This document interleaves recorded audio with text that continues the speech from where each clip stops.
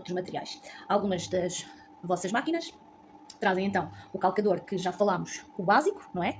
Que basicamente é para costurar quase todo o tipo de tecidos, não é? Depois também traz este, que é para costurar os fechos. Traz este aqui, que este aqui é para fazer as casas para os botões. Sinceramente é uma das coisas que eu não utilizo, mas isto aqui é centímetro a centímetro, se nós verificarmos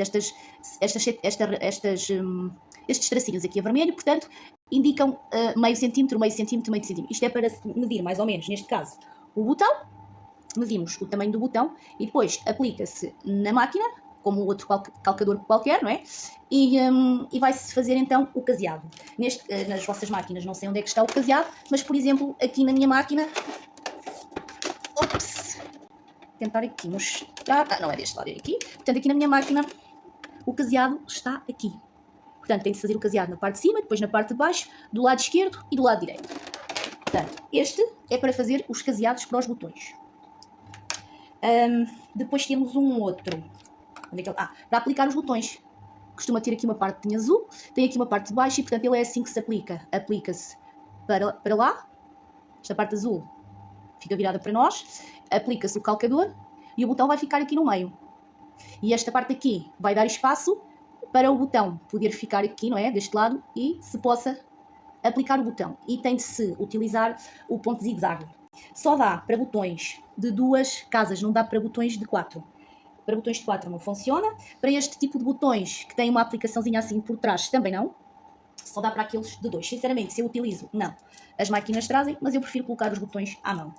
Mas é só para vos explicar que traz esses tipos de calcador. Algumas das máquinas também trazem este aqui, que dá para fazer quilt, dá para fazer vários desenhos nos tecidos e também dá para fazer aplicações. E então fica aqui visível e nós conseguimos ver o que estamos a fazer no tecido. Este, por acaso, utilizo algumas vezes. Traz um abre-casas, ou para descozer, portanto tem esta parte maior e esta mais pequenina, e nós abrimos a casa dos botões, ou então se é para descozer, de 3 em 3 pontos, partimos um pontinho e ela vai descosendo. Este pico também dá muito jeito às vezes para empurrar o tecido. O cortador das linhas, portanto, cortador das linhas, também é muito prático. Uma fita métrica, é essencial, não é? Uma régua, normal, não é? E depois, tesouras. Pode ser uma tesoura qualquer, mas é assim, as tesouras que cortam tecido não cortam papel. Como nós sabemos, o papel é feito de madeira. E então, se nós utilizarmos a tesoura para cortar papel e para cortar tecido, vamos chegar a um ponto em que a tesoura não vai cortar o tecido como deve ser. Então, é preferível utilizarmos uma tesoura para cada coisa. Portanto, a tesoura para o tecido é para o tecido, a tesoura para o papel é a tesoura para o papel. Pode ser uma qualquer, mas é como eu digo, quando compramos, uma para uma coisa, outra para outra. Também é muito importante que, se não queremos que o nosso tecido se desfaça, ou então quando estamos a fazer algum projeto e que seja redondo, para virar e ficar melhor, é bom esta tesoura zigue-zague. Portanto, é muito útil, a tesoura zigue-zague. Para isto, já estou a mostrar certas peças que são mais apropriadas para a costura criativa. Por exemplo, uma base de corte, se nós quisermos fazer patchwork, e esta pecinha aqui, não é? Para podermos cortar o tecido na base de corte, à medida que nós queremos, com réguas apropriadas para patchwork, tenho várias. Tenho maiores, mais pequenas, tenho várias. Se me disserem assim, adquirir o material todo de uma vez. Não, claro, vai-se comprando à medida que nós vemos que vamos precisando e que nos é útil.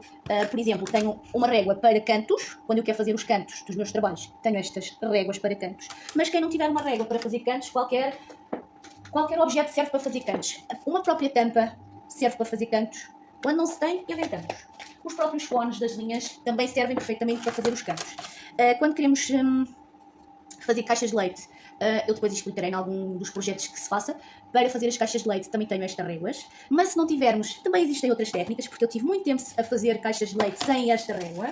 Isto vai-se colocando aos poucos, não é logo tudo de uma vez.